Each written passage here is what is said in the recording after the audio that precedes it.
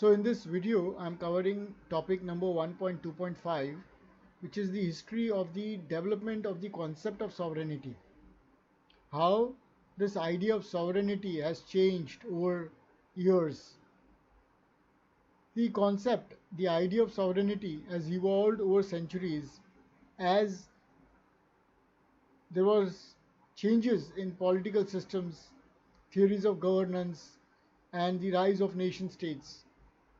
It has passed through several historical stages shaped by philosophers, legal scholars, and political leaders who interpreted it differently in different eras. Thus, understanding the development of this concept helps explain how modern states came to assert their independence and supreme authority. Begin with the ancient and medieval period. In ancient times, sovereignty was not clearly defined. Power was often shared among kings, priests, and tribal leaders. During the medieval period, power was fragmented. Authority was divided between the church and the king, especially in the Europe. There was no concept of a unified supreme power as feudal lords also held significant authority. Now, what is feudal lords? These are the people to whom the king had given large portions of land for in return for their loyalty. Jean Bodin, he was the father of modern sovereignty. In 16th century, French political thinker Jean Bodin was the first to give a systematic definition of sovereignty. In his book Six Books of Republic 1576, he defined sovereignty as the absolute and perpetual power of the state. That is, perpetual power means it keeps flowing, it is intact, and it is absolute, no one can challenge it. So what is sovereignty? It is the absolute and perpetual power of the state. Bodin believed sovereignty must be indivisible and unlimited. Jean Bodin gave the idea of sovereignty as supreme, absolute, and indivisible authority. Supreme, absolute, and indivisible authority.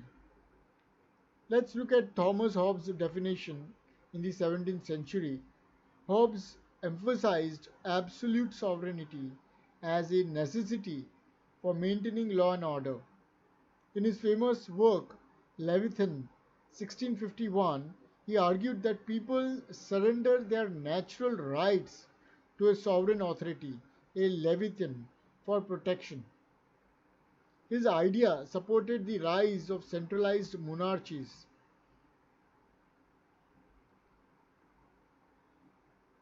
Hobbes' sovereignty is essential for peace and security and must not be challenged. John Locke. This was in late 17th century. Locke disagreed with absolute monarchy and supported limited sovereignty based on the consent of the governed, that is the population, that is the people. He introduced the idea of popular sovereignty. The power of the state comes from the people.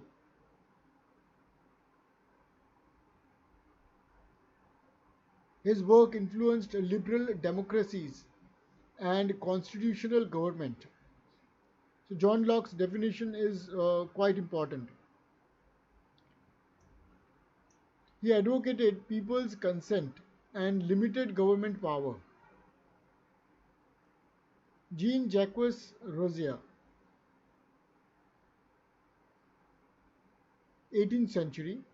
Rousseau's idea of general will placed sovereignty in the hands of the people. He promoted direct democracy where the citizens are the sovereign. This idea laid the foundation for popular sovereignty in modern democratic states. Jean's idea of sovereignty is collective and rests with the people. The modern view, as defined by UN. which is inclusive of legal, political, and popular sovereignty. In the 19th and 20th centuries, sovereignty was seen as both legal, as defined by law, and political, which is practically exercised. Modern democracies emphasize popular sovereignty, where ultimate authority rests with the citizens. Today, sovereignty is also viewed in terms of internal, that is, within the state, and external, independence from foreign control. The concept of sovereignty has developed from being a centralized monarchical idea to a democratic, people centric principle.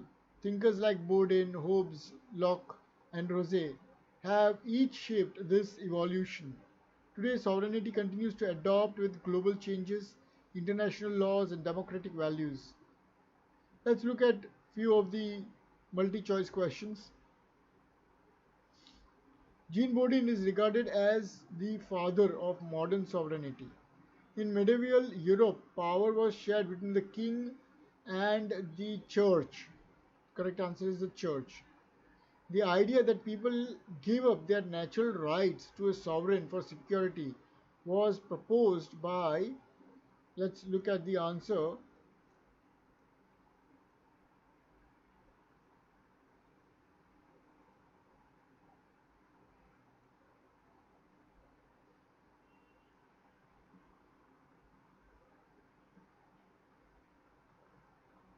by Hobbes. He said that he argued that the people should surrender their natural rights to a sovereign authority, a leviathan.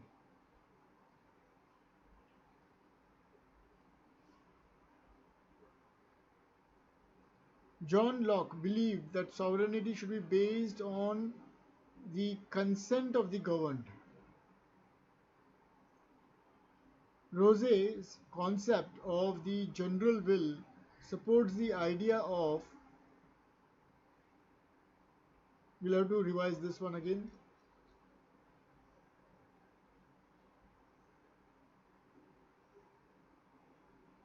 popular sovereignty in modern democratic states.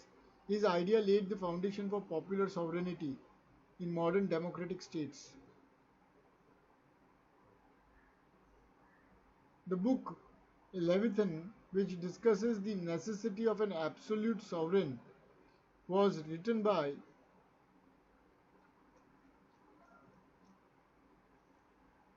we just went through this,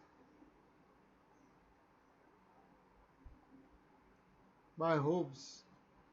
So Hobbes emphasized absolute sovereignty as a necessity for maintaining law and order.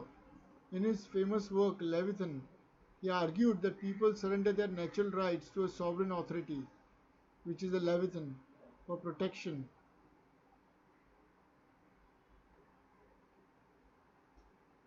His idea supported the rise of centralized monarchies.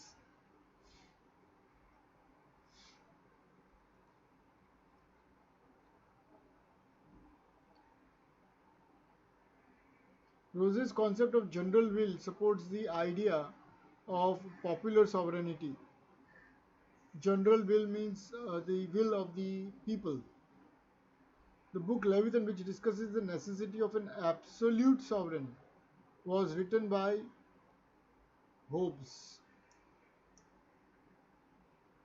The idea that sovereignty lies with the people in a democracy